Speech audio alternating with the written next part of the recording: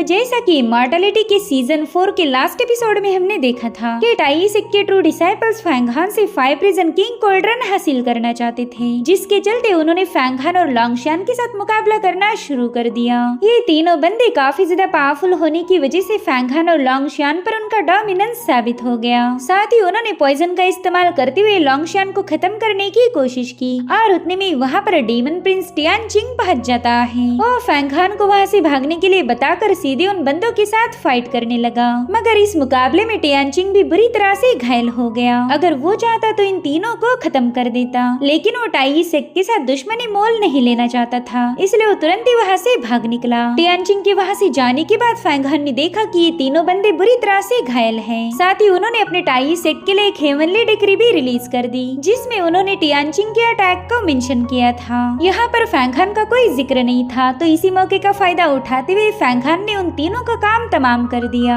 भले ही फैंगहान इन तीनों का कातिल है, लेकिन इनकी मौत का इल्जाम उस हेवनली डिक्री की वजह से फैंगहान पर ना जाकर सीधे डीमन प्रिंस टियानचिंग पर लगने वाला था। अब आगे तो इस एपिसोड की शुरुआत में हमें ब्लैक सी का नजारा दिखाया गया, जहाँ पर एक कल्टीवेटर अपनी सोड पर सवार होकर पहुंच चुका था। वेल, इसका नाम था फूशान और ये टाई सिक का एक मास्टर है। वो कहता है कि इसी आइलैंड से हमारे कल्टीवेटर्स ने हेवनली डाओ डिक्री को रिलीज किया था, मगर उन तीनों का तो यहाँ पर कोई नामो निशान नहीं मिल रहा। पता नहीं हमें यहाँ बुलाकर वो लोग कहाँ गायब हो गए। दरअसल मास्टर फूशान को कोई आइडिया नहीं थी कि उसके तीनों डिसाइपल फैंगहान के हाथों मारे जा चुके। तब तक वहाँ पर मास्टर फूशान का एक और साथी पहुंच जाता है, जिसका नाम था मास्टर लूमिंग। वो भी वहाँ आते साथ ही टाई सिक के कल्टीवेटर्स के बारे में पूछने लगा। साथ ही वहाँ पर 3 और मास्टर्स की एंट्री हो गई। दरअसल इन 5 को टाई सिक के ग्रेट मास्टर्स के नाम से जाना जाता था। लूमिंग उन तीनों से कह रहा था कि तुमने तो यहाँ आने में काफी ज्यादा देर लगा दी, अब ये मत बोलना कि तुम शराब पीने में बिजी थे। तो उनमें से एक मास्टर कहता है कि ऐसे मुश्किल वक्त में मजाक नहीं करते, चलो बताओ वो तीनों डिसाइपल्स कहाँ पर हैं, जिन्होंने हमें संदेशा भेजा था। जिस पर लूमिंग इरिटेट होते हुए बता रहा था कि पता नहीं वो तीनों कहाँ चले गए, उन्होंने हमें यहाँ बुलाकर खुद ही गायब हो गए। इसी दरमियान वहाँ पर टाई सिक के और भी ट्रू डिसाइपल पहुँच गए, यानी कि ये लोग डीमन प्रिंस टियानचिंग को खत्म करने के लिए पूरी तैयारी के साथ आए थे। और उतने में वहाँ पर ग्यूकिन के प्ले होने की आवाज आने लगी। साथ ही साथ हम एक फ्लाइंग कैरेज को भी देख पाते हैं। वेल, इसी कैरेज पर सवार एक सर्वेंट अपने मास्टर को प्लीज करने के लिए यहाँ पर ग्यूकिन को बजा रही थी। वेल, इस बंदे को सीनियर वेई के नाम से जाना जाता है और ये टाई सिक का एक जाना माना फिगर था। सो वेई के वहाँ आते ये सभी लोग उन्हें ग्रीट करने लगे और उतने में वेई ने इन 5 मास्टर्स को अपने सामने बुलाया। मास्टर फूशान उसे बता रहे थे कि जैसे ही हमें हेवनली डिक्री मिली हम तुरंत ही यहाँ पर पहुँच गए। इनफैक्ट हमने तो एक पल भी जाया नहीं किया, लेकिन फिर भी यहाँ आने के बाद हमारे डिसाइपल्स के कोई ट्रेसेस नहीं मिल रहे। पता नहीं उन तीनों को आसमान निकल गया या फिर जमीन खा गई। जिस पर सीनियर वेई बता रहा था कि मैंने इस आइलैंड पर एंटर करते ही यहाँ पर मुझे बहुत ही भयानक डेथ ऑरा महसूस हुई, और वो डेथ ऑरा किसी और की नहीं बल्कि हमारे तीनों कल्टीवेटर से बिलोंग करती है। इसका मतलब तो तुम समझ गए होंगे, वो तीनों ऑलरेडी मर चुके हैं। यहाँ पर सीनियर वेई काफी ज्यादा गुस्से में था। अब अपने सीनियर्स के मरने की खबर सुनते ही टाई सिक के डिसाइपल काफी ज्यादा पैनिक हो गए। उन्हें तो समझ ही नहीं आ रहा था कि टाई सिक जैसे पावरफुल फैक्शन के लोगों को मारने की हिम्मत कौन करेगा। उतने में मास्टर लूमिंग कह रहा था कि जरूर से ये उस डीमन प्रिंस टियानचिंग का काम होगा।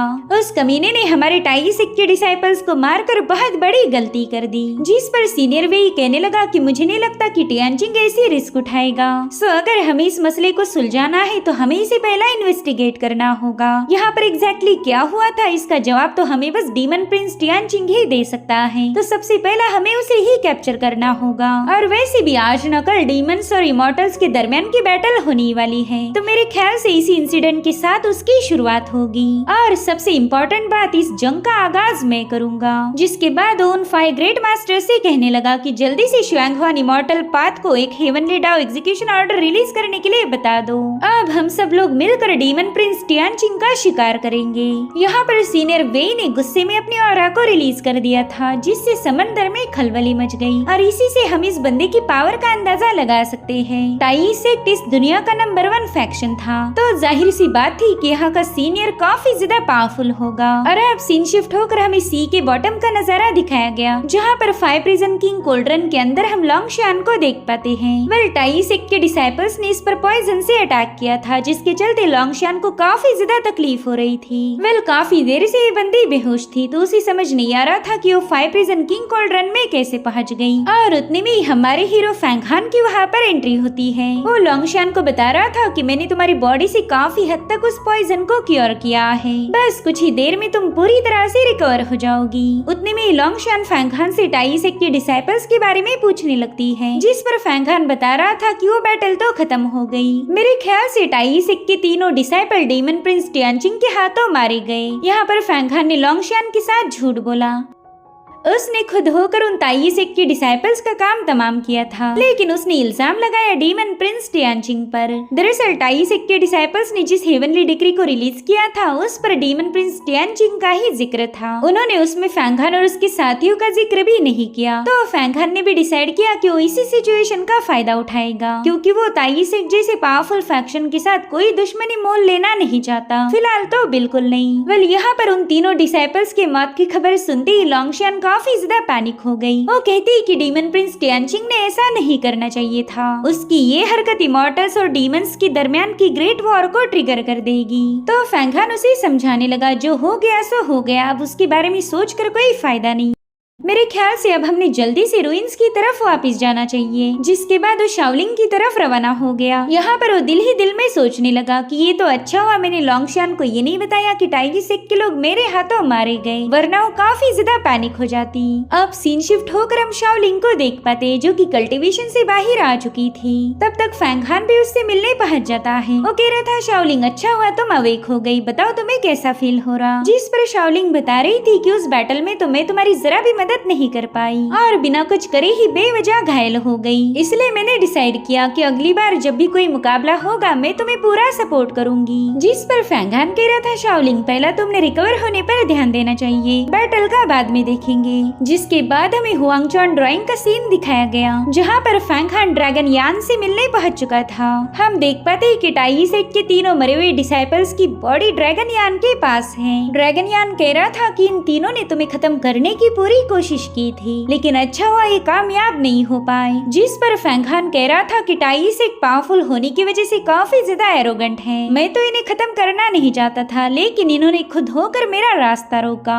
अब अगर इन्होंने जंग की शुरुआत की थी तो मैंने उसे खत्म कर दिया। वैसे इन तीनों बंदों के तेवर देखकर मुझे ऐसा लग रहा था कि स्ट्रॉन्ग होने के साथ साथ काफी ज्यादा रईस भी थे, तो क्यों ना इनका खजाना लूटा जाए। ये अच्छा मौका है टाई सेक के डिसाइपल्स की स्टोरेज बैग चेक करने का। पता तो चले कि टाई सेक अपने ट्रू डिसाइपल्स को कौन सी ट्रेजर देता है। और उतने में फैंग हान ने एक स्टोरेज पाउच को उठा लिया। ड्रैगन यानो से बताने लगा कि इसे 1000 ट्रेजर पाउच कहा जाता है। टाई सेक के हर एक ट्रू डिसाइपल के पास तुम्हें ऐसा ही स्टोरेज बैग देखने को मिलेगा। वेल इन स्टोरेज बैग की खासियत ये है कि ये अपने अंदर हजारों लाखों ट्रेजर को पनाह दे सकती, साथ ही साथ इन पर एक सील भी सेटअप किया जा सकता, ताकि इस बैग के मास्टर के अलावा कोई और इसे छू भी ना पाए। लेकिन मैं येलो स्प्रिंग वाटर का इस्तेमाल करते हुए बड़ी ही आसानी के साथ इन पर लगे हुए रेस्ट्रिक्शन को हटा सकता हूँ। और फिर 1 सेकंड के अंदर ही ड्रैगन यान ने उस रेस्ट्रिक्शन को हटाकर फैंग हान के सामने उन पाउच को ओपन कर दिया। वो कह रहा था, फैंग हान चलो देखा जाए तुम लकी हो या फिर अनलकी। अगर किस्मत अच्छी रही तो तुम्हें बेहतरीन से बेहतरीन ट्रेजर मिल सकते हैं। और उतने में फैंग हान ने उस स्टोरेज बैग में से गोल्ड को बाहर निकाल लिया। उस गोल्ड में से तो तुरंत ही एक रेड कलर की पिल पॉपअप हो गई थी। तो यान फैंग हान को बताने लगा कि ये तो एक नेसेंट सोल पिल है। अब ऐसी पिल का नाम ही फैंग हान ने पहली बार सुना था। तो यान उसे बताने लगा कि एक टॉप ग्रेड की पावरफुल पिल है।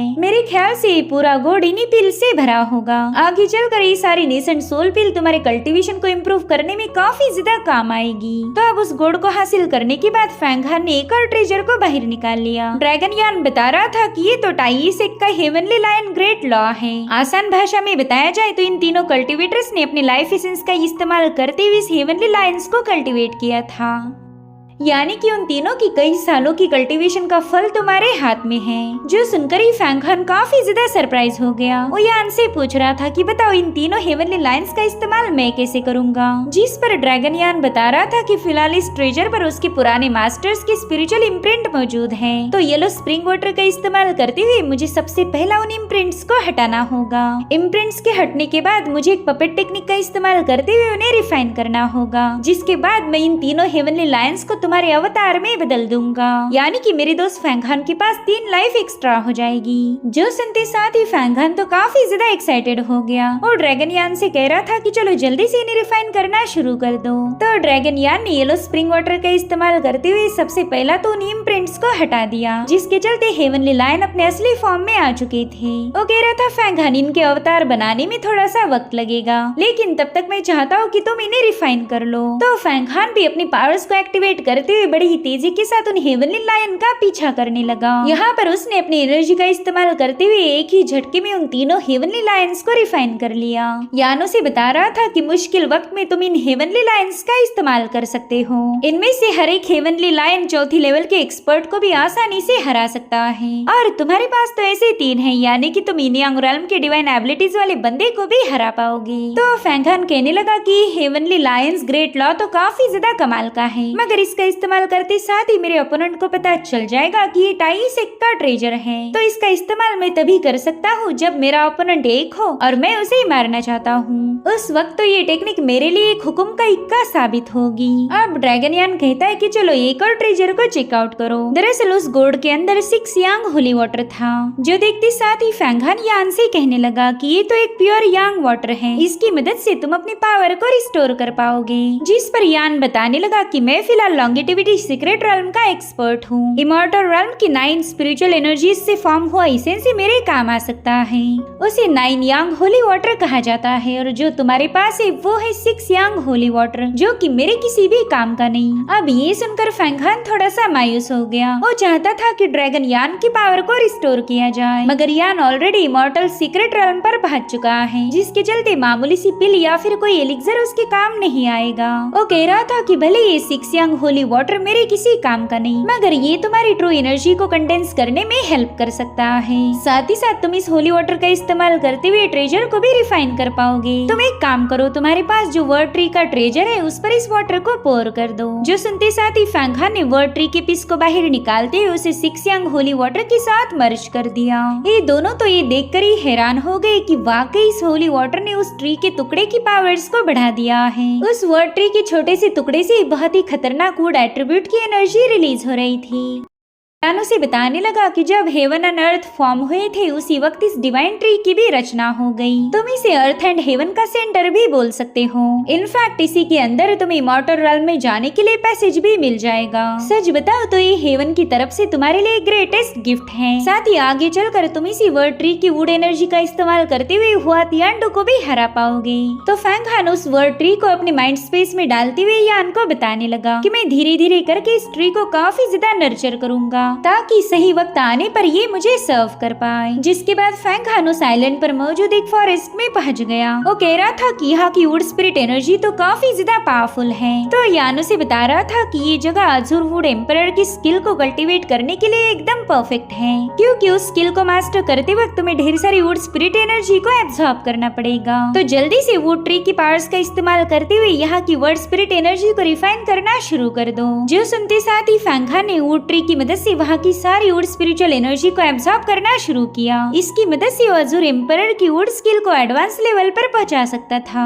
वहाँ की पावरफुल वुड स्पिरिट एनर्जी की वजह से वर्ड ट्री में भी काफी सारे बदलाव होने लगे। उस टाइम में से हम नए पत्तों को उभरता हुआ देख पाते हैं और उतने में फैंग हान पर अटैक हो गया, जिसे फैंग हान ने उतनी ही तेजी के साथ डिस्ट्रॉय कर दिया था। जिसके बाद वो अपने अटैकर से मिलने पहुंच गया। वली ये 2 कल्टीवेटर्स थी। वो कह रही थी कि ये हमारे असेंशन गेट का इलाका है, तुम यहाँ पर बिना परमिशन के नहीं आ सकते। यहाँ पर फैंगहान ने नोटिस किया कि ये लड़कियां कोई डिमोनिक कल्टिवेटर नहीं बल्कि राइचस पाथ की फॉलोअर्स हैं। साथ ही यान उसे बताने लगा कि इन दोनों लड़कियों ने तुम्हारी युवा सेक्ट की टेक्निक का ही इस्तेमाल किया था, मगर मुझे तो ये समझ नहीं आ रहा कि युवा सेक्ट की डिसाइपल इस इलाके में कैसे पहुँच गई। तो फैंगहान तुरंत ही उनसे पूछने लगा कि बताओ तुम कौन हो और तुमने हमारी युवा सेक्ट की टेक्निक को प्रैक्टिस कैसे किया। यहाँ पर युवा सेक्ट का नाम सुनते ही वो दोनों बंदियां काफी ज्यादा सरप्राइज्ड हो गई। वो तुरंत ही फैंगहान को बताने लगी कि हमारी मास्टर भी उसी सेक्ट से बिलोंग करती है। उन्हें एंशिएंट लाइटनिंग मदर का रीइंकार्नेशन भी कहा जाता।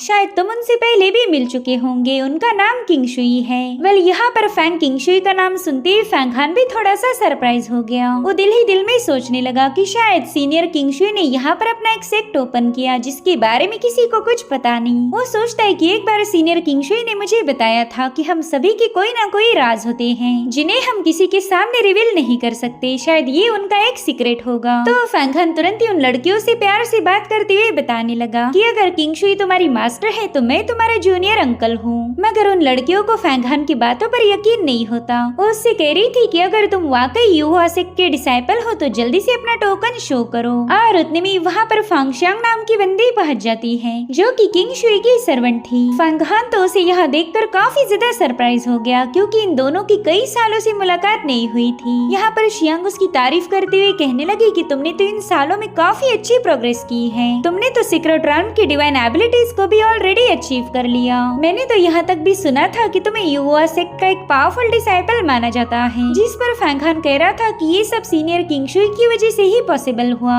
वैसे ये लड़कियां मुझे बता रही थी कि यहाँ पर उनका असेंशन गेट है, तो क्या आप मुझे इसके बारे में बता सकते हो। तो शियांग उसे बताने लगी कि सीनियर किंगशुई को कुछ सालों पहले ही थंडर एम्परर का एक डाओ आर्टिफैक्ट हासिल हुआ। उसे इमॉर्टल लाइटनिंग टैलिस्मान कहा जाता है। साथ ही उन्हें ये भी पता चला कि वो एंशिएंट लाइटनिंग मदर का रीइंकार्नेशन है। तभी जाकर उन्होंने साउथ सी के आइलैंड पर अपनी एक केव फॉर्म कर ली। इसे असेंशन गेट या फिर थंडर केव के नाम से भी जाना जाता। और हाँ, युवा सेक्ट के लोगों को इस केव के बारे में कोई आइडिया नहीं, तो प्लीज उनके सामने बिल्कुल भी इसका जिक्र मत करना। जिसके बाद हमें किंगशुई की थंडर केव में मौजूद डीमन सेपरेशन अल्टर दिखाया गया। यहाँ पर थंडर केव की कई सारी कल्टिवेटर्स मिलकर एक डीमन को कंट्रोल करने की कोशिश करने लगी। दरअसल यहाँ पर वही हेवनली वाटर डीमन है जिसे किंगशुई और टियानचिन ने एक जमाने पहले कैप्चर किया था। सबको ये लगता था कि ये डीमन तो मर चुका है, लेकिन असल बात तो ये थी कि किंगशुई ने इसे सप्रेस करके रखा क्योंकि वो अभी तक इतनी पावरफुल नहीं बनी कि इस डीमन को मार पाए। अब यहाँ पर ये सभी लड़कियां उस फॉर्मेशन को मेंटेन करने की कोशिश कर रही थी, लेकिन उतने में उस डीमन पर लाइटनिंग से अटैक हो गए, जिसके चलते उस हेवनली वाटर डीमन को काफी ज्यादा तकलीफ होने लगी। वो काफी ज्यादा तड़पते हुए डीमन प्रिंस टियानचिंग और किंगशुई को कोस रहा था। वेल, उस डीमन ने कसम खाई थी कि जिस दिन वो यहाँ से आजाद होगा उसी दिन टियानचिंग और किंगशुई का काम तमाम कर देगा। और उतने में उस केव में 3 कल्टिवेटर्स पहुंच जाते हैं जिन्होंने आते साथ ही किंगशुई के डिसाइपल्स पर अटैक करना शुरू कर दिए। साथ ही वो उन जंजीरों को ब्रेक कर रहे थे जिसके अंदर वो वाटर डीमन कैद है। यहाँ पर किंगशुई के डिसाइपल्स को समझ नहीं आ रहा था कि आखिर ये लोग हैं कौन और ये इस वाटर डीमन को आजाद क्यों करना चाहते।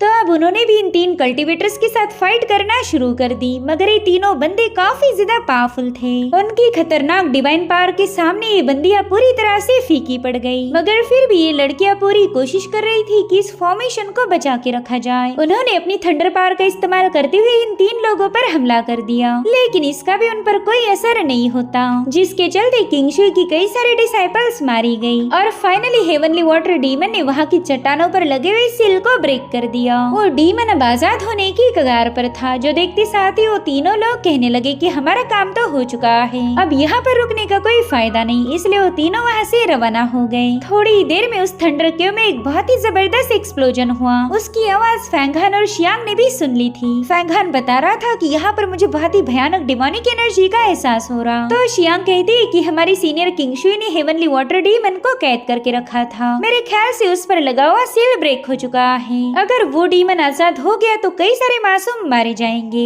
तो फैंगहान भी उनकी मदद करने के लिए थंडर केव की तरफ रवाना हो गया, मगर तब तक तो काफी ज्यादा देर हो गई क्योंकि हेवनली वाटर डीमन ऑलरेडी आजाद हो चुका है। यहाँ पर वो अपने ह्यूमन फॉर्म में आ चुका था और ये बंदा डिवाइन रॉल्म की 5वें लेवल का कल्टिवेटर है, यानी कि फैंगहान के मुकाबले कई गुना ज्यादा पावरफुल था।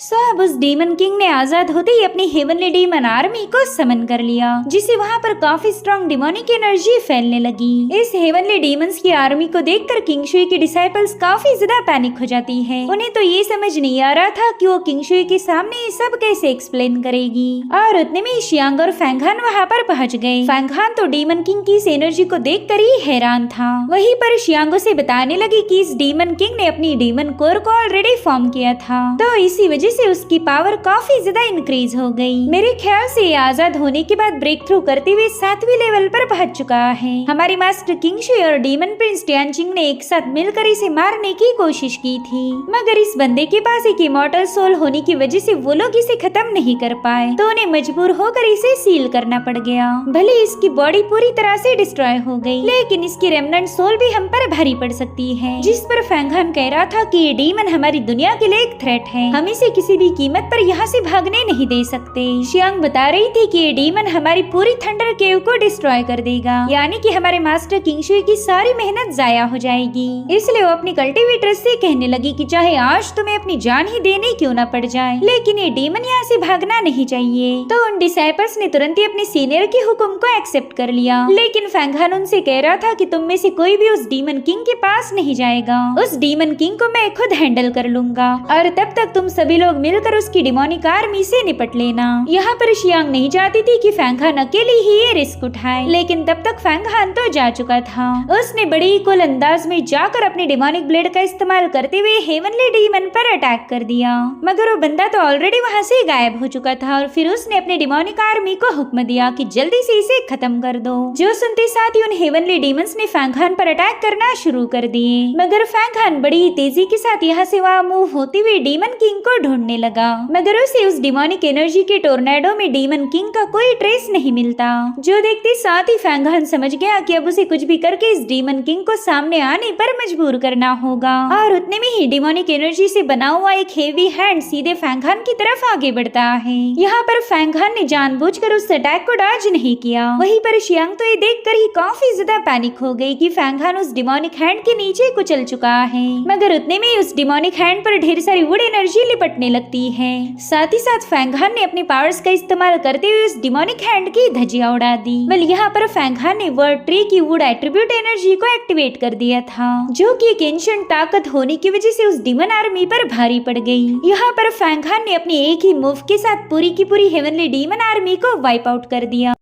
उसकी पावर्स को देखते साथ ही थंडर केव की सारी डिसाइपल काफी ज्यादा हैरान थी। इधर फैंगहान अभी भी उस हेवनली डीमन किंग की तलाश कर रहा था, और उतने में उस डीमन किंग ने उसकी पीठ पर वार किया, लेकिन फैंगहान काफी ज्यादा चालाक था। उसने समय रहते अपने एक आर्टिफैक्ट का इस्तेमाल करते हुए उसके अटैक को काउंटर करना शुरू कर दिया। जो देखते साथ ही वो डीमन किंग भी थोड़ा सा हैरान था। वो कह रहा था, लड़के तुम्हारे पास भी काफी अच्छी खासी स्किल्स हैं। जिस पर फैंगहान कहने लगा कि तुमने तो ऑलरेडी अपनी डीमन कोर को भी फॉर्म कर लिया, लेकिन फिर भी तुमने मेरे जैसी मामूली कल्टीवेटर पर स्नेक अटैक कर दिया, ये तुम्हारी शान के खिलाफ है। ऐसे पीठ पीछे से वार तो बस एक लूजर कर सकता। जिस पर हेवनली वाटर डीमन किंग कहने लगा कि कुछ सालों पहले मुझ पर भी ऐसा ही स्नेक अटैक हुआ था। किंग शुई और उसके दोस्त टियानचिंग ने मिलकर मेरी पीठ पर वार किया। उन दोनों की वजह से मैं इतने सालों तक यहाँ पर कैद रहा। मैं बिल्कुल नहीं जानता कि मुझे आजाद करने का बढ़िया काम किसने किया, लेकिन अब जबकि मैं फ्री हो चुका हूँ तो मैं किंग शुई से रिलेटेड हर एक चीज को डिस्ट्रॉय कर दूंगा।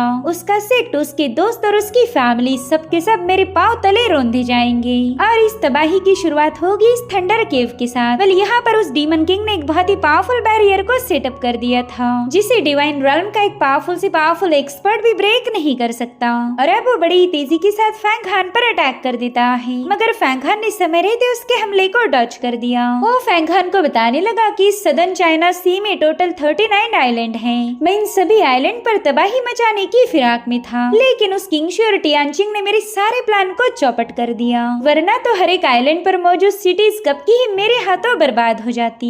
दरअसल मैं इंसानी खून का इस्तेमाल करके अपनी बॉडी को नरिश कर सकता था, और इसी वजह से मैंने ये प्लान बनाया। और एक बार फिर से उसने फैंगहान पर स्नीक अटैक करने की कोशिश की, लेकिन इस बार फैंगहान उसके हाथ को पकड़कर उस पर एक जोरदार पंच हिट कर देता है। लेकिन डीमन किंग एक बार फिर से सही वक्त पर वहाँ से गायब हो गया। वो फैंगहान से कहने लगा कि तुम युनहुआ सेक्ट के ट्रू डिसाइपल हो। युनहुआ सेक्ट तुम्हारी असलियत के बारे में नहीं जानता। तुम दूसरों की आंखों में धूल झोंक सकते हो, लेकिन मुझे उल्लू नहीं बना पाओगे। मैं अच्छे से जानता हूँ कि तुम एंशिएंट डिमोनिक आर्ट्स को परफॉर्म करते हो। तुमने तो सबसे special 5 emperors great demonic divine ability को भी मास्टर किया। अगर ये बात गलती से भी युनहुआ सेक्ट को पता चल जाए तो वो सीधे तुम्हें एग्जीक्यूट कर देंगे। मगर ये तो तब होगा जब मैं तुम्हें यहाँ से जिंदा वापस जाने दूंगा। आज मैं तुम्हें खत्म करके तुम्हारी बॉडी और सोल स्पिरिट को सीज कर दूंगा। मेरे पास एक सोल सर्चिंग टेक्निक है जिसका इस्तेमाल करके मैं तुम्हारी सारे सीक्रेट से पर्दा उठा सकता हूँ। और उतने में ही इन दोनों में एक जबरदस्त मुकाबला शुरू हो गया। ये दोनों एक दूसरे पर मुसलसल पंचेस हिट कर रहे थे।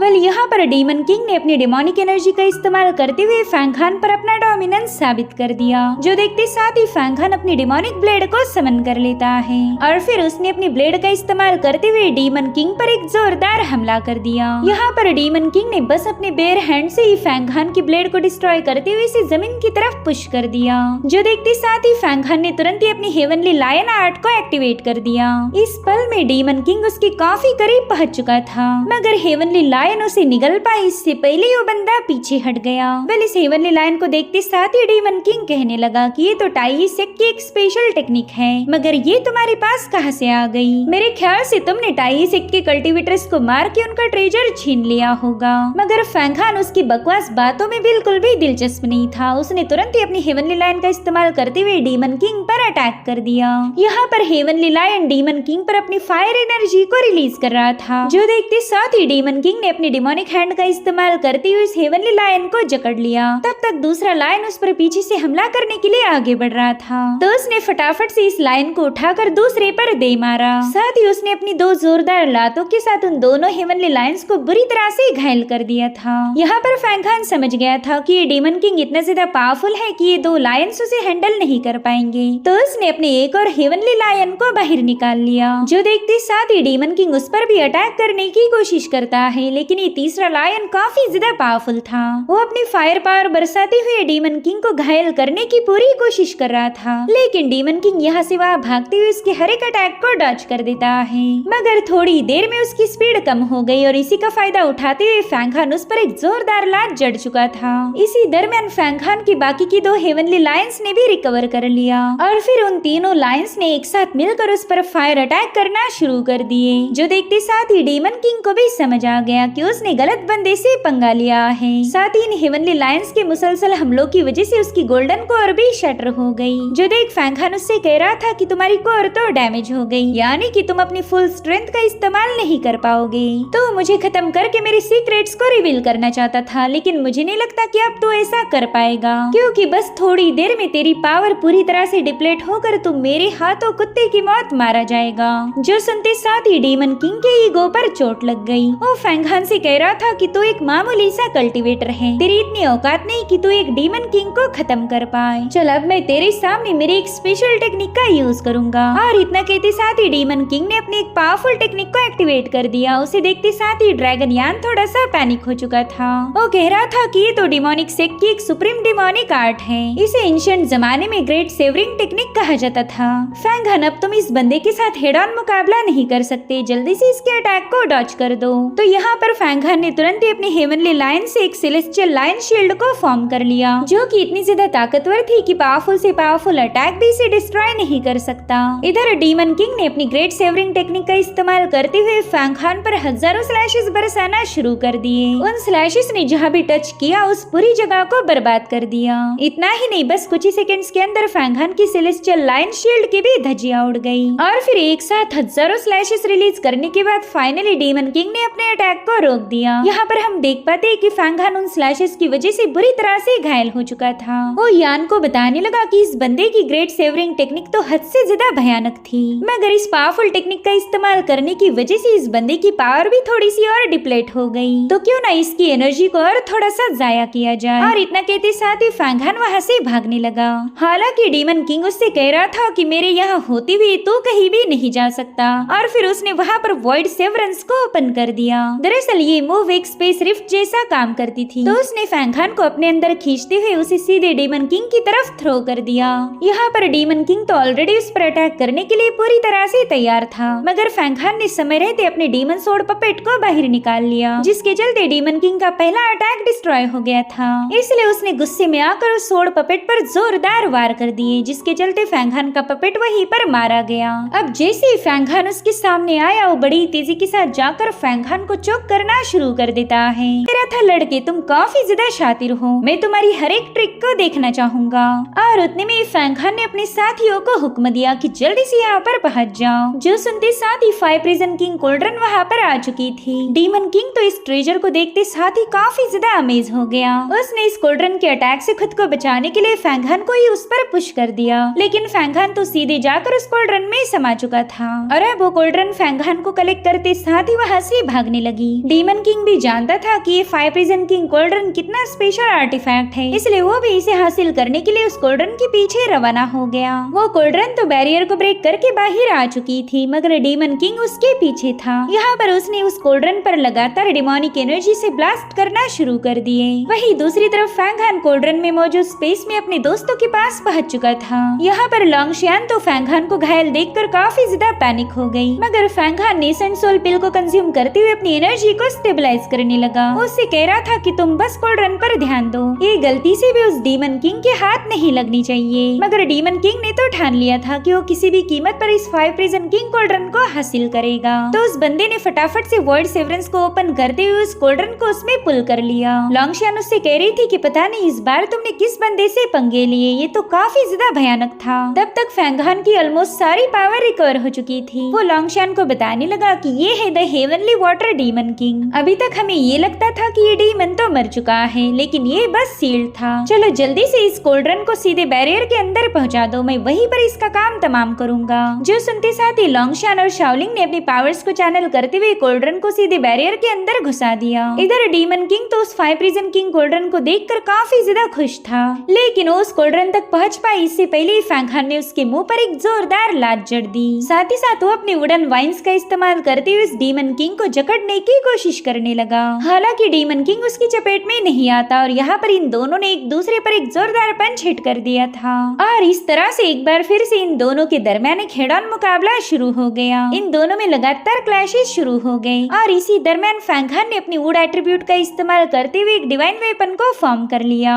तो इस हमले को डिस्ट्रॉय करने के लिए डीमन किंग ने अपने सामने एक बहुत ही पावरफुल शील्ड को फॉर्म कर लिया। वेल यहाँ पर फैंगहान अपनी ब्लेड में अपनी सारी ताकत को चैनल कर रहा था ताकि वो जल्दी से उस फॉर्मेशन को ब्रेक कर पाए। मगर डीमन किंग भी कोई कच्चा खिलाड़ी नहीं, उसने भी अपनी शील्ड को प्रॉपरली मेंटेन रखा था। तो फैंगहान की 5 प्रिजन किंग कोल्ड्रन दूसरी तरफ से आकर उस पर हमला करने लगी, मगर डीमन किंग ने तो अपने डिमोनिक हैंड का इस्तेमाल करते हुए 5 प्रिजन किंग कोल्ड्रन के अटैक को भी काउंटर करना शुरू कर दिया।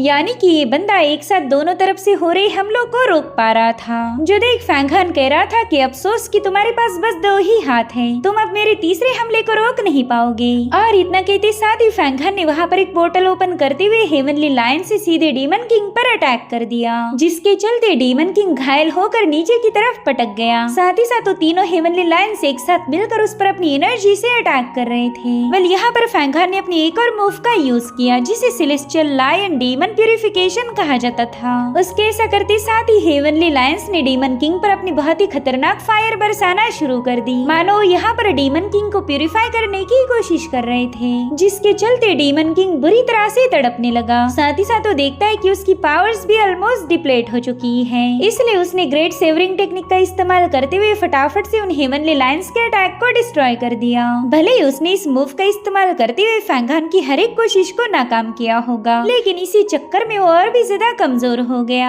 यहाँ पर हेवनली लायंस अभी भी उस पर अटैक करने की कोशिश कर रहे थे। साथ ही साथ 5 प्रिजन किंग कोल्ड्रन भी उसके पीछे पड़ गई। यहाँ पर डीमन किंग को समझ नहीं आ रहा था कि वो जाए तो कहाँ जाए। उसे फैंगहान के भयानक आर्टिफैक्ट्स ने चारों ओर से घेर लिया था और फाइनली वो 5 प्रिजन किंग कोल्ड्रन के हाथों बुरी तरह से घायल हो गया। यहाँ पर फैंगहान उससे कह रहा था कि भले ही मैं कल्टीवेशन में तेरे जितना हायर लेवल पर नहीं पहुंच पाया, लेकिन मेरे पास पावरफुल आर्टिफैक्ट्स थे, एलिक्सर थे और सबसे इम्पोर्टेंट मेरे दोस्तों का सपोर्ट था, जिसके चलते तो घुटनों पर आ गया। जिस पर डीमन किंग हंसते हुए कहने लगा कि एक शेर को मारने के लिए कुत्तों ने अपने झुंड बना लिए। भले ही तू यहाँ पर मुझे खत्म कर दे, लेकिन मेरे पास से तुझे कोई ट्रेजर हासिल नहीं होगा। और इतना कहते साथ ही उस बंदे ने अपनी हेवनली डीमन डिसइंटीग्रेशन आर्ट को एक्टिवेट कर दिया। उसके ऐसा करते साथ ही वहाँ पर उसका बहुत ही भयानक डिमोनिक फॉर्म अपीयर हो गया। फैंगहान तुरंत ही समझ गया था कि ये बंदा तो खुद को सेल्फ डिस्ट्रक्ट करने के मूड में है और वो अपने साथ साथ इन सभी को मारना चाहता था। तो फैंगहान सीधे अपने दोस्तों के साथ वहाँ से भागने लगा, लेकिन डीमन किंग वॉइड सेवरेंस को ओपन करते हुए उसे दोबारा से वहीं पर पुल कर लेता है। यहाँ पर लॉन्गशियान और शुई तो उसके चपेट में नहीं आए, लेकिन वो फैंगहान के लिए काफी ज्यादा फिक्रमंद थी। फैंगहान उनसे कह रहा था कि तुम दोनों जल्दी से यहाँ से भाग जाओ, मैं नहीं चाहता कि मेरे दोस्त इस डीमन किंग का शिकार हो जाए। वहीं पर डीमन किंग उससे कह रहा था फैंगहान तू आज बच नहीं सकता, तू भी मेरे साथ सीधे जहन्नुम जाएगा। और उतने में फैंगहान ने अपने गोल्डन ड्रैगन को समन कर लिया, जो कि ड्रैगन यान का ही फॉर्म था। यहाँ पर यान सीधे उस ड्रैगन की बॉडी से बाहर आते हुए डीमन किंग पर येलो स्प्रिंग वाटर से अटैक कर देता है। डीमन किंग तो यान को अपने सामने देखकर काफी ज्यादा हैरान था। वो कह रहा था कि ये तो हुआंगचुआन पिक्चर का ड्रैगन है। यान के एक ही हमले में डीमन किंग तो बुरी तरह से घायल हो चुका था और फिर उस गोल्डन ड्रैगन ने उसे चारों ओर से घेर लिया। भले यहाँ पर वो बंदा येलो स्प्रिंग वाटर की पावर में तड़प रहा था, लेकिन अभी भी वो यही दोहराता है कि मैं हार मानने के लिए तैयार नहीं। और बस कुछ ही सेकंड्स के अंदर ड्रैगन यान ने उस डीमन किंग का काम पूरी तरह से तमाम कर दिया। उसने उस डीमन की सारी बची हुई पावर्स को कंबाइन करते हुए उसे फैंगहान की तरफ थ्रो कर दिया। यान उसे कह रहा था मेरे भाई तुमने इस डीमन किंग के साथ पंगे लेकर एक जैकपॉट को हासिल किया। वैसे तो इस डीमन किंग को खत्म करना काफी ज्यादा मुश्किल था, मगर ये तो अच्छा हुआ कि उस बेवकूफ ने ग्रेट सेवरिंग टेक्निक का यूज किया, जिसके चलते उस बंदे की डिमोनिक एनर्जी डिप्लेट हो गई और हमने उसी का फायदा उठाया, वरना तो हम दोनों मिलकर भी उसे खत्म नहीं कर सकते थे। खैर उसकी इतने सालों की कल्टीवेशन और साथ ही साथ सारी डिवाइन एबिलिटीज अब तुम्हारी हो जाएगी। और अपना काम खत्म करते साथ ही ड्रैगन यान दोबारा से फैंगहान के माइंड स्पेस में रवाना हो गया। वहीं दूसरी तरफ 5 प्रिजन किंग कोल्ड्रन के अंदर लॉन्गशियान और शाओलिंग काफी ज्यादा हैरान थे। वेल फैंगहान के अलावा कोई भी ड्रैगन यान को देख नहीं सकता, जिसके चलते उन्हें समझ नहीं आ रहा था कि फैंगहान ने इतनी आसानी के साथ उस डीमन किंग का सफाया कैसे कर दिया। वहीं पर लॉन्गशियान और भी ज्यादा परेशान थी, क्योंकि उसने देख लिया था कि फैंगहान ने टाई सेक की heavenly lion great law technique का यूज किया था। साथ ही साथ उसे ये समझ नहीं आ रहा था कि फैंगहान ने कौन से फाइनल अटैक का यूज करके डीमन किंग का काम तमाम किया। दरअसल इन सभी के लिए हुआंगचुआन ड्राइंग में मौजूद येलो स्प्रिंग वाटर बस एक लेजेंड है। शाओलिंग के अलावा किसी और को पता ही नहीं कि उस ड्राइंग का मालिक फैंगहान है। वो कह रही थी कि 10 सालों में फैंगहान और हुआतियांडू का मुकाबला होगा और अब मुझे पूरा यकीन है कि फैंगहान इस मुकाबले को जीत सकता है, बस वो इसी तरह से प्रोग्रेस करता जाए। और अभी दोनों बंदियां सीधे उस कोल्ड्रन से बाहर पहुंच गई, जहां पर शियांग फैंगहान और इन दोनों का शुक्रिया अदा कर रही थी। तो फैंगहान शियांग से कहने लगा कि सीनियर किंग शुई की वजह से मैं यहाँ तक पहुँच पाया, तो उनके लिए मैं इतना तो कर ही सकता था। उसी वक्त शियांग के कल्टीवेटर ने आकर उसे एक खबर दी, जिसे सुनते साथ ही शियांग काफी ज्यादा हैरान थी। वो फैंगहान से कहती कि टाई सेक के 3 ट्रू डिसाइपल्स को डीमन प्रिंस टियानचिंग ने खत्म किया, तो टियानचिंग से बदला लेने के लिए टाई सेक ने हेवनली डाओ एग्जीक्यूशन ऑर्डर को रिलीज किया है। मैंने तो कभी इमेजिन भी नहीं किया था कि इस छोटी सी चिंगारी के साथ इमॉर्टल डीमन वॉर का आगाज होगा। टाई सेक चाहता है कि डीमन सेक उनके प्रिंस टियानचिंग को उनके हवाले कर दे, मगर टाई सेक के लोगों पर टियानचिंग के फादर यानी कि डीमन एम्परर ने हमले कर दिए, तो वो लोग बुरी तरह से घायल होने की वजह से उन्हें वापस लौटना पड़ा। मगर अब टाई सेक सभी राइचस सेक को यूनाइट करने लगा है, ताकि ये सभी सेक एक साथ मिलकर डीमन सेक को डिस्ट्रॉय कर दे। जो सुनते साथ ही फैंगहान कहने लगा कि बहुत ही भयानक जंग की शुरुआत होने वाली है, तो हम सभी ने अपनी कल्टीवेशन को इम्प्रूव करना चाहिए। जिसके बाद वो शियांग से अलविदा कहकर वहाँ से रवाना हो गया। वहीं पर शियांग सोच रही थी कि डीमन प्रिंस टियानचिंग और हेवनली वाटर डीमन किंग की खबर सीनियर किंग शुई तक पहुँचानी होगी, ताकि वो भी फ्यूचर कॉन्सिक्वेंसेस के लिए तैयार हो जाए। तो शियांग ने तुरंत ही अपनी लाइटनिंग पावर्स का इस्तेमाल करते हुए किंग शुई को अपना पैगाम भेज दिया। अब यहाँ से थोड़ी दूरी पर हम उन 3 कल्टीवेटर्स को देख पाते हैं, जिन्होंने थोड़ी देर पहले ही हेवनली वाटर डीमन किंग को आजाद किया था, मगर फैंगहान के इंटरफेरेंस की वजह से इनका प्लान पूरी तरह से फेल हो गया। वो कहने लगे कि फैंगहान काफी ज्यादा मिस्टीरियस पावर्स को पजेस करता है, वरना हेवनली डीमन किंग उसके हाथों मारा नहीं जाता, और ना ही हम उस फैंगहान के साथ फाइट कर सकते, क्योंकि उस बंदे के पास 5 प्रिजन किंग कोल्ड्रन जैसा भयानक आर्टिफैक्ट है, तो हम वैसे भी उसे चैलेंज नहीं कर पाएंगे। हमें तो बस एक ही मिशन के साथ यहाँ पर भेजा गया है, जो कि है इस दुनिया में केओस मचाकर इमॉर्टल डीमन बैटल का आगाज करना, ताकि जब हम इस दुनिया में आएंगे तब तक इमॉर्टल डाओ पूरी तरह से कमजोर हो जाएगा, और यही सेम हालत डीमंस की होंगी, फिर तो कोई भी हमें इस दुनिया पर कब्जा करने से रोक नहीं पाएगा। हम इमॉर्टल्स, डीमंस, ह्यूमंस और बीस्ट को यूनिफाई कर देंगे। खैर, हमने इस फैंगहान के बारे में हमारे डिवाइन लॉर्ड को खबर कर देनी चाहिए। अब उसके साथ कैसे निपटा जाए ये वही देख लेंगे। और अब सीन शिफ्ट होकर हमें यामा जंगल का नजारा दिखाया गया, जहाँ पर मास्टर हुआन किंग शुई की सिस्टर किंग वेई को प्रैक्टिस के लिए कुछ स्किल्स बता रहा था। किंग वेई उससे कहती है कि मैं जल्दी आपको यान हुआ सेक्ट के ट्रू डिसाइपल से इंट्रोड्यूस कराने वाली हूँ। उन्हें सीनियर वान लियो के नाम से जाना जाता। जिसके बाद वो दोनों वहाँ से रवाना हो गए। यहाँ पर किंग वेई के सर्वेंट्स भी अपनी पावर्स को बढ़ाने में लगे हुए थे। उन्हें तो बस फैंगहान के साउथ सी से वापस आने का इंतजार था। अब ये सीन यहीं पर कट होकर हम किंग शुई को देख पाते हैं, जो कि काफी दिनों से सिक्लूजन में प्रैक्टिस कर रही थी। यहाँ पर उसका एंशिएंट लाइटनिंग मदर का फॉर्म भी अपीयर हुआ। किंग शुई अपनी मिस्टिकल आर्ट को और भी ज्यादा भयानक बनाने की फिराक में है। इसे वन रल्म वन लॉ भी कहा जाता था। इसका इस्तेमाल करते हुए किंग शुई सभी डिवाइन टेक्निक्स और मिस्टिकल आर्ट्स को यूनिफाई कर सकती है, जिससे फाइनली एक डिवाइन सीड कंडेंस होगा। यहाँ पर किंग शुई ने कड़ी मेहनत करने के बाद डिवाइन सीड को अवेकन किया, जिसके चलते किंग शुई की लाइटनिंग पावर और भी ज्यादा भयानक हो गई और फाइनली उसने डिवाइन पावर रल्म की छठे लेवल पर ब्रेक थ्रू कर लिया। वेल, इसे यूनिटी रल्म भी कहा जाता था। इस रल्म में किंग शुई को ऐसी पावर हासिल होगी कि उसकी बॉडी को एक प्रिमोर्डियल थंडर में भी ट्रांसफॉर्म कर पाएगी। और फाइनली एक लंबे अरसे के बाद किंग शुई कल्टीवेशन से बाहर आ गई। यहाँ आते साथ ही उसे शियांग का पैगाम मिल चुका था, जिसमें शियांग ने उसे बताया कि कैसे हेवनली वाटर डीमन किंग आजाद हुआ था और फिर फैंगहान ने उसे खत्म कर दिया।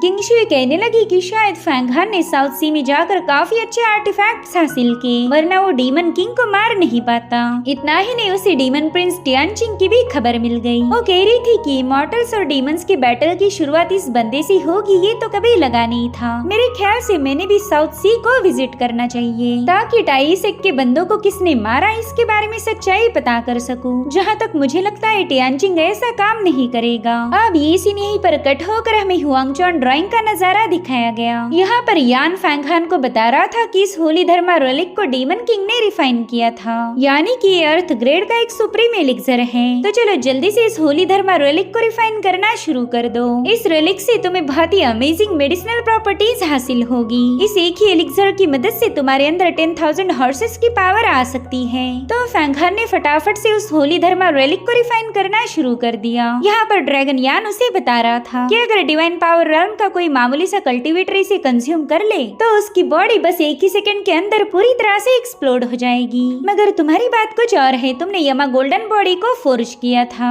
जिसके चलते तुम्हारा फ्लेश इतना ज्यादा मजबूत बन गया कि होली धर्मा रेलिक चाहकर भी तुम्हें एक्सप्लोड नहीं कर पाएगी। इनफैक्ट इससे तो तुम्हारी पावर्स में और भी ज्यादा इजाफा होगा। मगर जैसे ही फैंगहान ने उस होली धर्मा रेलिक को एब्सॉर्ब किया, उसकी बॉडी से बहुत ही स्ट्रॉन्ग एनर्जी रिलीज होने लगी। फैंगहान को ऐसा लग रहा था कि उसका उसकी बॉडी पर बिल्कुल भी कंट्रोल नहीं है। यहाँ पर फैंगहान को काफी ज्यादा इमेंस पेन को फील करना पड़ा। यहाँ पर ड्रैगन यान भी थोड़ा सा पैनिक हो गया। वो फैंगहान को बता रहा था कि जल्दी से इस पावर को अपनी यमा गोल्डन बॉडी के साथ मर्ज करो।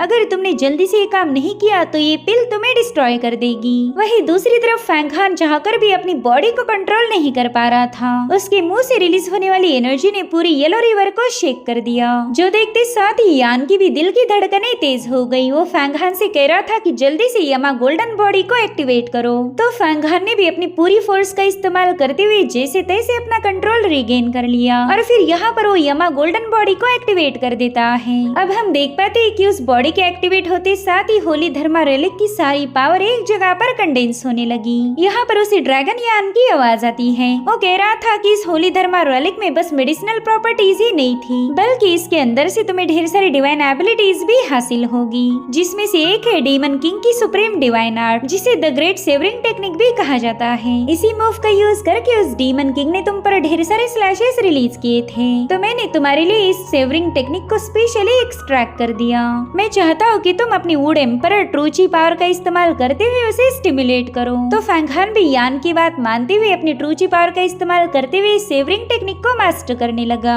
पहले अटेम्प्ट में उसने बस हल्का सा स्लैश ही रिलीज किया, मगर उससे एक माउंटेन ब्रेक हो चुका था। साथ ही उसके सेकंड पुश में येलो स्प्रिंग रिवर में खलबली मच गई। फैंगहान तो इस नजारे को देखकर ही हैरान था। वो कहने लगा कि वाकई डीमन किंग की सेवरिंग टेक्निक तो काफी ज्यादा कमाल की है। इतना ही नहीं, होली धर्मा रेलिक को रिफाइन करने के बाद उसकी पावर में ग्रेट इम्प्रूवमेंट आ गई। वो खुश होते हुए कहने लगा कि अब तो हेवन ह्यूमन realm में ऐसा कोई नहीं जो मुझे हरा पाए, मैं इनविंसिबल बन चुका हूँ। जिसके बाद वो जोर जोर से हंसते हुए वहाँ से रवाना हो गया। उसकी एक्साइटमेंट देखकर तो यान को भी मजे आ रहे थे। यहाँ पर फैंग हान खुशी की मारे सीधे उस कोल्ड्रन से बाहर आ गया। वो लॉन्गशान और शाओलिंग को बता रहा था कि अब तुम इस कोल्ड्रन का कंट्रोल मुझ पर छोड़ दो। यहाँ पर लॉन्गशान कह रही थी कि शायद फैंग हान की कल्टीवेशन और भी ज्यादा इम्प्रूव हो गई, इसलिए तो वो इतना ज्यादा खुश नजर आ रहा। यहाँ पर फैंग हान अपनी पूरी ताकत का इस्तेमाल करते हुए कहने लगा कि मैं इस कोल्ड्रन की स्पीड को चेक करना चाहता हूँ। चलो देखते ही ये कितनी तेजी के साथ फ्लाई कर सकती है। यहाँ पर फैंग हान हवा से भी तेज रफ्तार के साथ आगे बढ़ रहा था। वो कह रहा था कि बाउंडलेस पावर का असली मतलब मैं समझ चुका हूँ। अब यहाँ पर फैंग हान की एक्साइटमेंट देखकर लॉन्गशान को टेंशन आने लगा। वो कह रही थी फैंग हान मेरे ख्याल से तुमने अपनी स्पीड को कम करना चाहिए। वहीं पर शाओलिंग कह रही थी कि आगे एक ऐसा वर्ल्ड है जो दूसरी दुनिया से कनेक्ट करेगा। वहाँ पर ढेर सारे डीमंस, डीमन किंग्स और डीमन गॉड्स पाए जाते, तो मैं उनके चुंगल में बिल्कुल भी नहीं फंसना चाहती। अगर तुम्हें मरने का शौक है तो मर जाओ, हमें तुम्हारे साथ मत लेके जाना। उसकी बातें सुनकर फैंग हान की हंसी छूट गई। वो कह रहा था ठीक है, मैं अभी अपनी स्पीड को कम करता हूँ। मगर वो अपनी रफ्तार को कंट्रोल कर पाई इससे पहले उसके सामने 3 कल्टीवेटर्स आ चुके थे। फैंग हान ने उन्हें साइड में हटने के लिए बता दिया, लेकिन तब तक उसकी कोल्ड्रन सीधे जाकर एक बंदे पर हिट हो गई थी।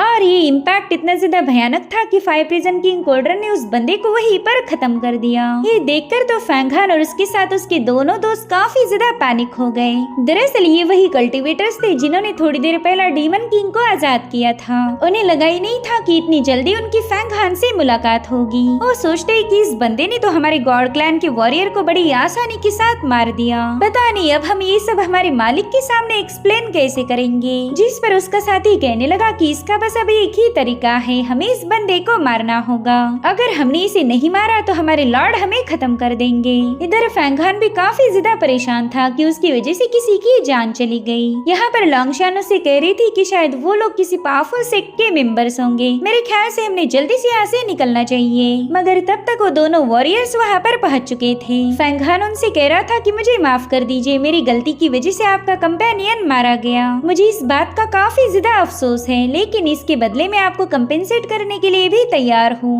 आप जो चाहे वो एलिक्सर्स और ट्रेजर्स में आपको दे सकता हूँ, और अगर इसके बजाय आपकी कोई और डिमांड होगी तो भी आप इसके बारे में मुझे बता सकते हो। जिस पर वो लोग कह रहे थे कि तुम्हें अपनी जान देकर हमारे सामने अपनी लॉयल्टी की प्लेज करनी होगी। जो सुनते साथ ही फैंग हान कह रहा था कि फिर तो आपके साथ कुछ डिस्कस करने के लिए बाकी ही नहीं बचता, क्यों ना बिना देरी के इस मसले को सेटल किया जाए। और फैंग हान कुछ समझ पाई इससे पहले उस वॉरियर ने अचानक से उस पर एक जोरदार पंच हिट कर दिया। यहाँ पर उस बंदे की मूवमेंट देखकर फैंग हान काफी ज्यादा सरप्राइज था। वेल इनमें से एक बंदा तो फैंग हान के पीछे जा चुका था, तो लॉन्गशान और शाओलिंग ने उस दूसरे बंदे को डिस्ट्रैक्ट किया। इधर वो वॉरियर कह रहा था कि मैं जानता हूँ तेरे पास ही डीमन किंग का इसेंस है, तो तुझे खत्म करने के बाद मैं दोबारा से उस इसेंस को रिक्लेम करूंगा। अब जैसे उस बंदे ने फैंग हान पर अटैक किया, फैंग हान तुरंत ही जंप लगाते हुए साइड में हट जाता है। वो कह रहा था कि तुम तो मेरा नाम भी जानते हो और तुम्हें ये भी पता है कि डीमन किंग का इसेंस मेरे पास है। इसका सीधा मतलब ये हुआ कि तुम्ही ने डीमन किंग को उस फॉर्मेशन से आजाद किया था, और अब इन दोनों ने अपनी अपनी पावर्स को एक्टिवेट करते हुए सीधे एक दूसरे पर हमला कर दिया, जिसके चलते वहाँ पर एक जोरदार क्लैश हो जाता है। इसी दरमियान फैंग हान ने अपने दोस्तों को बता दिया कि इन दोनों को खत्म करना काफी ज्यादा इम्पोर्टेंट है। इन्हीं लोगों ने डीमन किंग को रिलीज किया था। जो सुनते साथ ही लॉन्गशान और शाओलिंग ने तुरंत ही यू टर्न ले लिया। पहला तो ये दोनों उस वॉरियर को डिस्ट्रैक्ट करना चाहते थे, लेकिन अब इनका इरादा बदल चुका है। तो यहाँ पर इन दोनों ने 5 प्रिजन किंग कोल्ड्रन का इस्तेमाल करते हुए इस बंदे पर अटैक कर दिया, जिसे काउंटर करते हुए वो बंदा बता रहा था कि हमारे क्लैन ने डीमंस को क्रिएट किया ताकि वो हमारे लिए स्लेव जैसा काम कर पाए, तो तुम्हारा ये मामूली सा डिमोनिक आर्टिफैक्ट हमारा कुछ भी बिगाड़ नहीं सकता। यहाँ पर उस बंदे ने अपने डिवाइन पावर का इस्तेमाल करते हुए 5 प्रिजन किंग कोल्ड्रन को डैमेज कर दिया, जिसके चलते ये लोग सीधे जमीन पर आकर पटक गए थे। इतना ही नहीं, कोल्ड्रन के डैमेज होने की वजह से शाओलिंग की पावर भी सील हो गई। वहीं पर गॉड क्लैन का वॉरियर कह रहा था कि हम तुम्हारे सुपेरियर्स हैं, इसलिए तुम हमारी सामने बदतमीजी नहीं दिखा सकते। लॉन्गशियान तो ये देखकर हैरान थी कि आखिर इस बंदे ने कौन सी टेक्निक का इस्तेमाल करके शाओलिंग की पावर को सील कर दिया। दरअसल शाओलिंग एक डीमन होने की वजह से वो बंदा उसे मैनिपुलेट कर पाया। वहीं पर लॉन्गशियान तुरंत ही उस कोल्ड्रन से बाहर आ गई। वो वहाँ से भागते हुए पूछने लगी कि बताओ तुम लोग कौन हो और तुमने शाओलिंग के साथ क्या किया। जिस पर वो वॉरियर कह रहा था कि बस एक बार तुम मेरे हाथ लग जाओ और फिर मैं तुम्हें इत्मीनान से सारी कहानी सुना दूंगा। तो अब लॉन्गशियान ने भी यहाँ पर रुककर फाइट बैक करने का फैसला लिया। वो अपने आइस लैंसेस रिलीज करते हुए इस बंदे पर अटैक कर रही थी, मगर उस बंदे ने तो उसी के आइस लैंसेस पकड़कर उसी पर हिट कर दिए। साथ ही साथ वो एक जोरदार पंच के साथ लॉन्गशियान को काफी पीछे पुश कर देता है। यहाँ पर लॉन्गशियान अपनी पूरी ताकत का इस्तेमाल करते हुए इस बंदे का मुकाबला करने की कोशिश कर रही थी, लेकिन वो वॉरियर इतना ज्यादा भयानक था कि वो पूरी तरह से लॉन्गशियान पर हावी हो गया। मगर लॉन्गशियान ने अभी भी हार नहीं मानी थी। उसने अपने ट्रू एसेंस का इस्तेमाल करते हुए एक आइस ड्रैगन सोर्ड को फॉर्म कर लिया, जो कि साइज में काफी ज्यादा इनॉर्मस थी। लेकिन उस वॉरियर की शुरिकन ब्लेड ने काफी आसानी के साथ लॉन्गशियान की सोर्ड को डिस्ट्रॉय कर दिया और अब यहाँ पर उसने लॉन्गशियान पर मुसलसल हमले कर दिए, जो कि इतनी ज्यादा तेज थी कि लॉन्गशियान चाहकर भी उन्हें डॉज नहीं कर पाती। वहीं दूसरी तरफ फैंगहान पर भी उस बंदे ने अपना डोमिनेंस साबित कर दिया। यहाँ पर फैंगहान एम्परर ऊर्जी पावर का इस्तेमाल करते हुए कई सारे ब्लेड्स फॉर्म कर लेता है, मगर उसका अटैक हिट हो पाई इससे पहले वो बंदा वहाँ से गायब हो रहा था। जो देख यान सरप्राइज होकर कहने लगा कि मैंने ऐसी टेक्निक कभी नहीं देखी, ये तो शैडो स्टेप से भी भयानक है। अगर ऐसा ही चलता रहा तो फिर मैं इस बंदे पर अटैक नहीं कर पाऊंगा। वहीं पर यान भी सोच में पड़ गया कि आखिर उसने ये टेक्निक कहाँ देखी थी और फिर उसे याद आया कि अरे ये तो आउटर रेल्म के गॉड क्लैन के लोग हैं। जो सुनते साथ ही फैंगहान को बहुत बड़ा झटका लग गया, यानी कि ये लोग दूसरी दुनिया से बिलोंग करते थे। यान उसे बताने लगा कि 10,000 साल पहले इसी आउटर रेल्म के गॉड क्लैन के लोगों ने हमारी दुनिया पर हमला किया था। वो लोग यहाँ पर फुल फोर्स के साथ आए थे ताकि यहाँ मौजूद हर एक लिविंग बीइंग को वो अपना गुलाम बना पाए। इधर फैंगहान उस बंदे के अटैक को डॉज करते हुए यान की बातें केयरफुली सुन रहा था। यान उसे बताता है कि गॉड रेल्म काफी ज्यादा भयानक है। उन्होंने immortal Dao, demon sector, monster clan को नियरली डिस्ट्रॉय कर दिया था, मगर फिर ये जंग जैसे तैसे रुक गई और फिर तीनों रेल्म में एक करार हुआ, जिसके मुताबिक गॉड क्लैन के लोगों को यहाँ पर आना अलाउड नहीं। अगर आउटर रेल्म से हमारी दुनिया में कोई आया तो उसे ऑन द स्पॉट खत्म करने का नियम है। वही दूसरी तरफ लॉन्गशियान ने खुद को एक ड्रैगन में तब्दील कर दिया था और फिर जैसे उसे वो वॉरियर नजर आया उस पर फुल फोर्स के साथ अटैक करने लगी, मगर वो बंदा इतना ज्यादा तेज था कि लॉन्गशियान की नजरों के सामने ही डिसअपियर हो गया और अब लॉन्गशियान उसे इधर उधर ढूंढी रही थी कि तभी उस बंदे ने पीछे से आकर उस पर हमला कर दिया, जिसके चलते लॉन्गशियान बुरी तरह से घायल होकर सीधे उस पानी में पटक जाती है। यहाँ पर उस बंदे को लग रहा था कि चलो इसका काम तो तमाम हो गया और फिर उसने अपना रुख फैंगहान की तरफ मोड़ दिया, जो कि उसके साथी को तगड़ी टक्कर दे रहा था। वहीं पर ड्रैगन यान फैंगहान को बता रहा था कि गॉड क्लैन के पास जो पावर है उसे डिवाइन फोर्स कहा जाता। इसकी खास बात ये है कि ये तुम्हारे सारे अटैक की डायरेक्शन को बदल कर तुम्हारी फोर्स को ट्रांसफर कर देगी। यही वजह है कि तुम अभी तक इस बंदे को घायल नहीं कर पाए। अगर यहाँ पर तुमने अपनी 10% पावर का इस्तेमाल किया तो उस बंदे पर तुम्हारी सिर्फ 5% पावर का ही असर होगा। जो सुनते साथ ही फैंगहान कह रहा था कि फिर तो मैं अपनी जरा भी पावर्स को पीछे नहीं रखूंगा और अब यहाँ पर इन दोनों में जबरदस्त क्लैशेस होना शुरू हो गए। यान बता रहा था कि आउटर रेल्म का गॉड क्लैन सभी क्रिएशंस का दुश्मन है, तुम्हें किसी भी कीमत पर इन दोनों को खत्म करना होगा। यहाँ पर फैंगहान ने जैसी अपनी पावर बढ़ाई थी वो बंदा उसके हाथों घायल होना शुरू हो गया और अब यहाँ पर फैंगहान ने द ग्रेट सेवरिंग टेक्निक को एक्टिवेट कर दिया, जो कि उसने डीमन किंग की एसेंस को रिफाइन करने के बाद हासिल की। अब यहाँ पर गॉड क्लैन का बंदा समझ गया था कि वो फैंगहान का मुकाबला नहीं कर सकता, सेवरिंग टेक्निक के होते हुए तो बिल्कुल नहीं, इसलिए उसने तुरंत ही वहाँ से भागना शुरू कर दिया। वो कहने लगा कि मेरे ही क्लैन के लोगों ने इस टेक्निक को डीमंस को सिखाया था और आज यही टेक्निक मेरा दुश्मन बन गई। यहाँ पर वो फैंगहान के स्लैश की वजह से बुरी तरह से घायल हो गया। वो बंदा काफी ज्यादा हैरान था कि फैंगहान ने इतनी तेजी के साथ डीमन किंग के एसेंस को एब्सॉर्ब तो कर लिया, लेकिन उसकी टेक्निक को भी मास्टर किया। अब फैंगहान उसका काम तमाम कर पाई इससे पहले वो सेकंड वॉरियर वहाँ पर पहुँच गया, तो इन दोनों ने एक साथ मिलकर फैंगहान पर हमले करना शुरू कर दिए। यहाँ पर फैंगहान लॉन्गशियान और शाओलिंग के लिए काफी ज्यादा परेशान था, तो वॉरियर उससे कहने लगा मेरे दोस्त तुम उनकी फिक्र मत करो, मैं जल्दी तुम्हें उनके पास पहुँचा दूंगा। जो सुनते साथ ही फैंगहान भड़क जाता है। वो कह रहा था कि मैं थोड़ी देर के लिए तुम्हारे साथ खेलना चाहता था, मगर तुम दोनों को मरने की कुछ ज्यादा ही जल्दी हो रही। और फिर यहाँ पर उसने बड़ी तेजी के साथ जाकर उन दोनों पर पंचेस हिट कर दिए। इस एक ही मुक्के में वो काफी दूर जाकर पटक गए थे। फैंग हान कहने लगा कि तुम गॉड क्लैन से हो ना, तो चलो आज मैं गॉड्स को भी स्ले करूंगा, इसका मजा भी अलग होगा। जो सुनते साथ ही उन दोनों बंदों ने अपनी डिवाइन फोर्स का इस्तेमाल करते हुए वहाँ पर कुछ डेविल हैंड्स को समन किया। फैंग हान इन डेविल हैंड्स के चुंगल में फंसने से खुद को बचा रहा था, मगर वो हाथ उसका पीछा नहीं छोड़ते। साथ ही उसने जिस शील्ड को फॉर्म किया था उसके साथ ही उन डेविल्स हैंड ने उसे भी जकड़ लिया। यहाँ पर फैंग हान पूरी तरह से उन हाथों के नीचे सप्रेस हो गया। तो गॉड क्लैन के वॉरियर्स उसे वहीं पर क्रश करने के लिए उनके जिस्म में जितनी भी पावर्स थी उस सब का इस्तेमाल करने लगे। मगर फैंग हान तो ठसका मस नहीं होता। उसने ग्रेट सेवरिंग का यूज करते हुए वहाँ पर हजारों स्लैशेस रिलीज कर दिए, जिससे वो डेविल हैंड्स तो डिस्ट्रॉय हो ही गए, मगर वो दोनों बंदे भी बुरी तरह से घायल होने लगे। वो चाहकर भी इन स्लैशेस की बारिश को रोक नहीं पा रहे थे। इतना ही नहीं, फैंग हान ने अपने एम्परर वुडची को एक सिजिल में बदलकर उन पर रिलीज कर दिए। ये हमला इतना ज्यादा डोमिनेटिंग था कि इसे डॉज करने के बारे में वो लोग सोच भी नहीं सकते। और फिर फैंग हान ने उस बंदे पर इतने सारे स्लैशेस रिलीज किए कि उस बंदे की बॉडी वहीं पर एक्सप्लोड हो गई। फैंग हान उसके मरते साथ ही उसकी कोर को उठाकर उसके दूसरे साथी के पीछे रवाना हो गया। इधर वो बंदा काफी ज्यादा घायल था। वो कहता है कि मुझे कुछ भी करके गॉड लॉर्ड तक ये खबर पहुंचानी होगी, और अब वो अपनी बची हुई पावर्स का इस्तेमाल करते हुए वहाँ से रवाना हो गया। उसके जाते साथ ही शाओलिंग उसकी स्पेल से आजाद हो गई थी, तो तुरंत ही अपने दोस्तों को ढूंढने निकल पड़ती है। इधर लॉन्गशियान भी उस रिवर से बाहर आ चुकी थी, तो अभी दोनों मिलकर फैंग हान को ट्रेस करने लगे। थोड़ी देर में उन्होंने फैंग हान को ढूंढ लिया था। वो कह रहा था कि गॉड क्लैन का बंदा यहाँ से भाग निकला, तो हमें कुछ भी करके उसे हंट डाउन करना पड़ेगा। जिसके बाद वो भी कोल्ड्रन में पहुंच जाता है। वो अपनी टीम को बताने लगा कि मैंने उस बंदे को बुरी तरह से घायल किया था, तो यहाँ से ज्यादा दूर नहीं जा पाएगा। और उतने में ये लोग अपनी कोल्ड्रन लेकर सीधा उस बंदे के सामने ही टपक गए। इन्हें देखते साथ ही वो बंदा सीधे यू टर्न ले लेता है, मगर तभी फैंग हान ने अपनी बहुत ही भयानक उड़ एनर्जी रिलीज करते हुए इस बंदे की बॉडी को पूरी तरह से छन्नी कर दिया, जिसके चलते उसका काम भी तमाम हो चुका था।